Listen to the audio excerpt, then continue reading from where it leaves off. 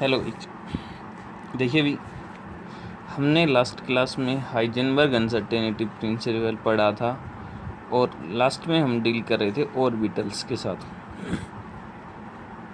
Orbitals के लिए हमने क्या बोला था? The reason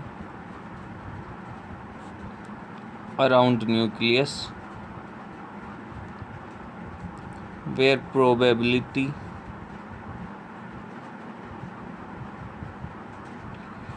of finding electron is maximum.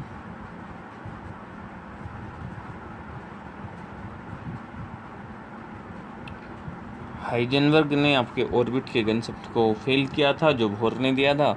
उसने कहा अगर ये आपका एटम के अंदर ये न्यूक्लियस है तो आपका इलेक्ट्रॉन 3 डायमेंशनल मोशन करेगा, कोई फिक्स ऑर्बिट नहीं होगा जिसके अराउंड वो रिवॉल्व करेगा। 3 डायमेंशनल मोशन करेगा और वो कहीं भी मिल सकता है। वो रीजन जहाँ पे इलेक्ट्रॉन मिलने की प्रोबेबिलिटी जहाँ पे इलेक्ट्रॉन मिलने की प्रोबेबिलिटी मैक्सिमम रहेगी उस रीजन को क्या बोलेंगे? ऑर्बिटल बोलेंगे। और वो रीजन जहाँ पे इलेक्ट्रॉन मिलने की प्रोबेबिलिटी 0 रहेगी उसको एक नई टर्म आती है आपकी, उसको हम बोलेंगे क्या? Node. Region where probability of finding electron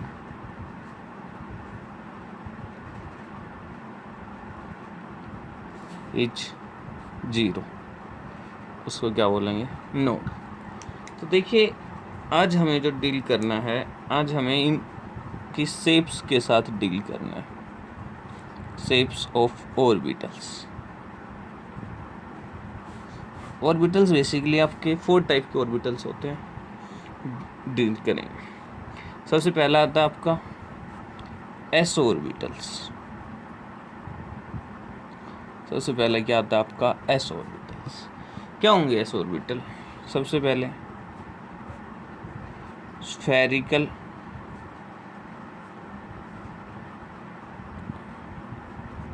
in shape के अंदर कैसे रहेंगे? स्फेरिकल।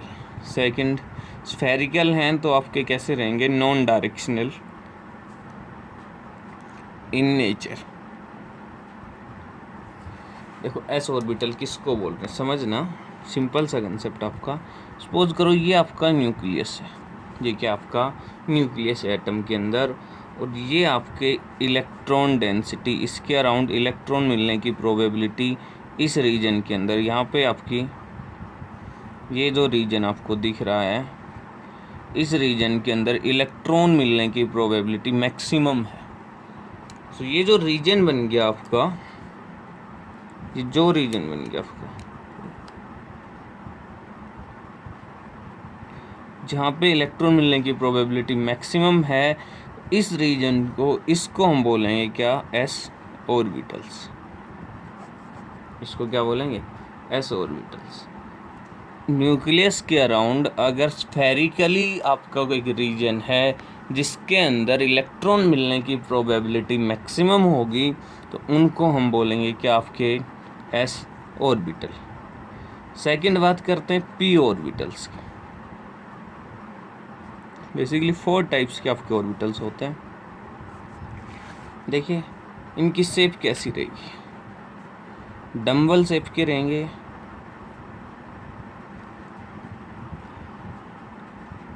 सेकंड थिंग आपके डायरेक्शनल रहेंगे, directional in nature.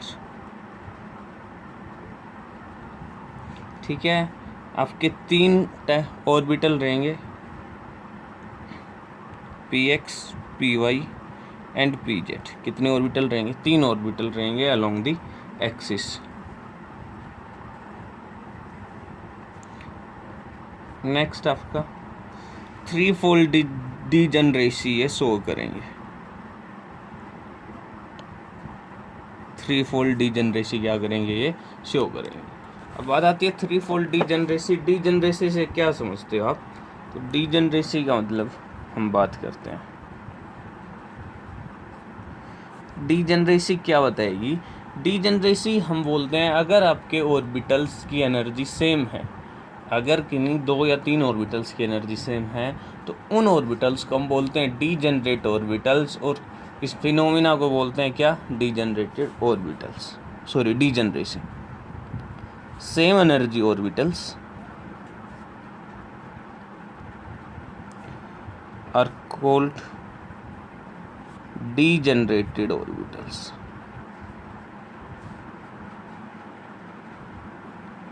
And this phenomena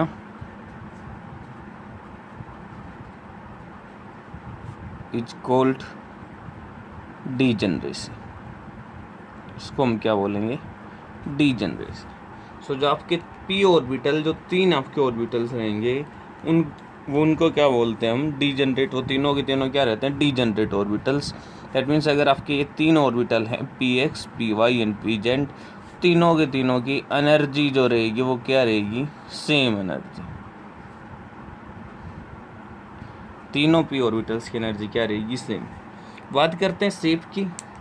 तो शेप की बात करने के लिए आपको पता होना चाहिए किस शेप के होते हैं ये, डम्बल शेप के। तो देखिए यहाँ पे मैं ड्रॉ करता हूँ तीनों के तीनों। सपोज कीजिए ये आपकी वाई एक्सिस है, ये आपकी एक्स एक्सिस है, यहाँ पे ये आपकी वाई है, ये आपकी जेड एक्सिस है, और ये आपकी जेड एक्सिस है, ये आपकी एक्स। आपको पता तीनों एक्सिस आपको कोऑर्डिनेट प्लेन में एक दूसरे के परपेंडिकुलर रहते हैं। तो हमने जस्ट ये 3D का हमने 2D में शो किया है। देखिए डंबल शेप है, तो डंबल का आपको पता होगा 2 साइड लोब्स होती हैं। क्या होती हैं, 2 साइड लोब्स होती हैं। तो डंबल की बात करें तो ये आपका क्या है,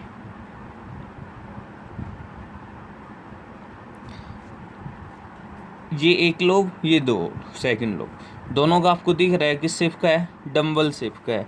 किसके कौन सी एक्सिस के अलोंग है, एक्स एक्सिस के अलोंग है। तो इस ऑर्बिटल को हम बोलेंगे पी एक्स ऑर्बिटल।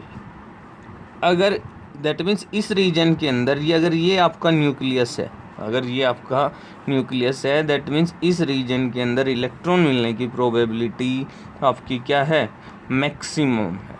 क्या है आपकी, maximum. Second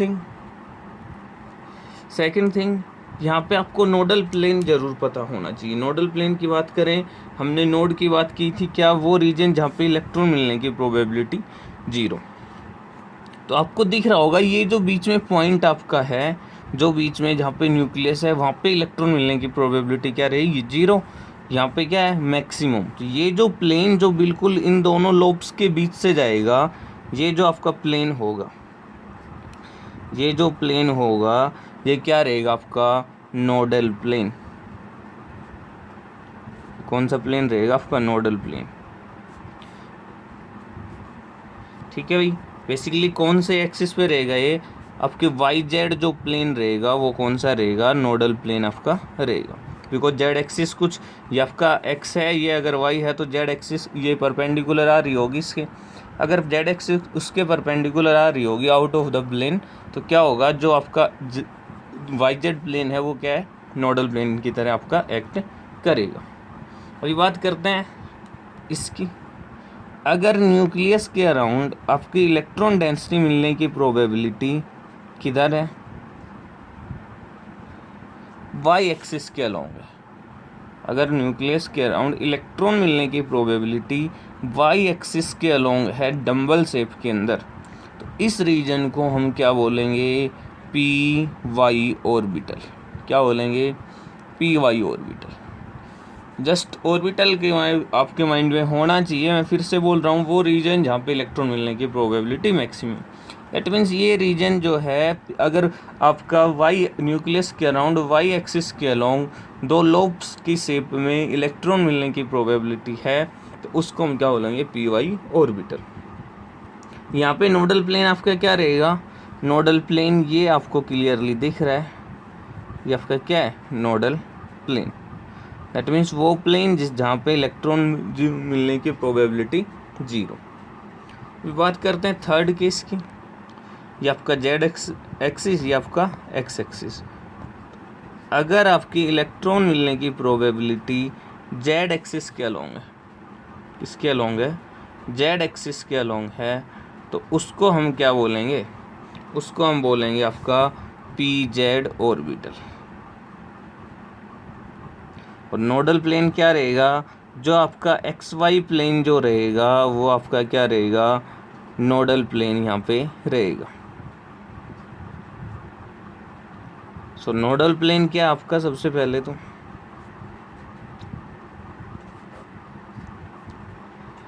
plane in which probability of finding electron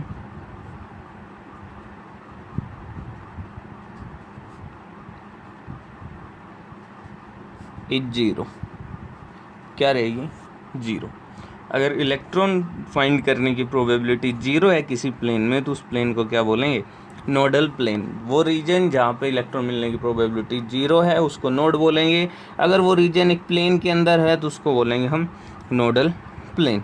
अगर कोई सरफेस आएगा, जैसे हम आगे देखेंगे, उसको हम बोलेंगे नोडल सरफेस। तो देखिए अभी नेक्स्ट बात करते हैं।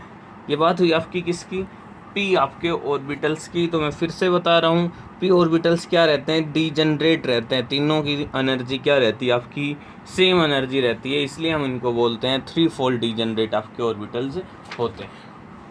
अभी नेक्स्ट जो आपका टाइप आएगा उसको हम बोलते हैं डी ऑर्बिटल्स। बड़े कमाल के हैं ये, इनके केमिस्ट्री में डी ऑर्बिटल्स का रोल जो है वो आप बहुत ज़्यादा पढ़ोगे, कोऑर्डिनेशन में पढ़ोगे, कोवैलेंट बॉन्डिंग में भी आप बहुत पढ़ोगे। सबसे पहले शेप की बात करते हैं, डबल डम्बल शेप होगी इनकी। कैसी शेप होगी, डबल डम्बल इनकी शेप रहेगी। सेकंड थिंग, ये आपके डायरेक्शनल रहेंगे नेचर में, directional in nature. P orbitals भी कैसे थे, डायरेक्शनल थे, एक्स एक्सिस के अलोंग, वाई के अलोंग, जेड के अलोंग। बट एस ऑर्बिटल क्या था, स्फेरिकल शेप था, नॉन डायरेक्शनल था। आपकी किसी भी डायरेक्शन में इलेक्ट्रॉन मिलने की प्रोबेबिलिटी होती है। ये आपके क्या होता है ना, डायरेक्शनल। आपकी थर्ड थिंग, ये 5-fold डीजनरेसी शो करेंगे, 5-fold डीजनरेसी शो करेंगे। 5-fold डीजनरेसी दैट मीन्स आपके 5 ऑर्बिटल्स होंगे। डी ऑर्बिटल्स जो होते हैं 5 ऑर्बिटल्स होते हैं, और उनकी सभी की एनर्जी क्या रहेगी, सेम रहेगी। जब तक कि आप कोई बाहर से एक्सटर्नल फील्ड नहीं लगाते हो तो उनकी एनर्जी क्या रहेगी, सेम रहेगी। तो उसी चीज़ को हम बोल रहे हैं क्या, 5-fold डीजनरेशन। ये आपके क्या रहेंगे, highly diffused orbitals. Highly diffused orbitals से क्या समझोगे आप, देखिए एस ऑर्बिटल्स के केस में क्या था, इलेक्ट्रॉन जो है वो स्फेरिकली सराउंड कर रहा है न्यूक्लियस को। इलेक्ट्रॉन डेंसिटी जो है वो स्फेरिकली सराउंड कर रही है न्यूक्लियस को। दैट मीन्स अट्रैक्शन जो है न्यूक्लियस का वो सबसे ज़्यादा एक्सपीरियंस कर पा रहे हैं एस ऑर्बिटल, ऐसे जो इलेक्ट्रॉन आपके एस ऑर्बिटल में प्रेजेंट रहेंगे। सो एस ऑर्बिटल्स में जो आपकी इलेक्ट्रॉन डेंसिटी है वो बिखरी हुई नहीं रहेगी, कंसंट्रेटेड रहेगी, बिकॉज इलेक्ट्रॉन उसको बाउंड करके रखेगा, अट्रैक्टेड करके रखेगा। पी ऑर्बिटल्स के केस में 2 लोब्स होगी, इससे क्या हो जाएगा आपका जो आपका डिफ्यूजन है वो हम बोलते हैं P orbitals are more diffuse than S orbitals, because यहाँ पे एक कंसेप्ट आएगा, हम पेनिट्रेशन एंड शिल्डिंग, उससे इस चीज़ को आगे चल के एक्सप्लेन करेंगे। बट डिफ्यूज का मतलब यहाँ पे आप ये समझिए कि आपकी इलेक्ट्रॉन डेंसिटी है वो कंसनट्रेटेड नहीं मिलेगी, बिखरी हुई रहेगी। वो न्यूक्लियस से इतना अट्रैक्शन आपका फील एक्सपीरियंस नहीं कर पाएगी। डी ऑर्बिटल्स आपके हाईली डिफ्यूज रहते हैं, ये आपके माइंड में होना चाहिए। अब देखिए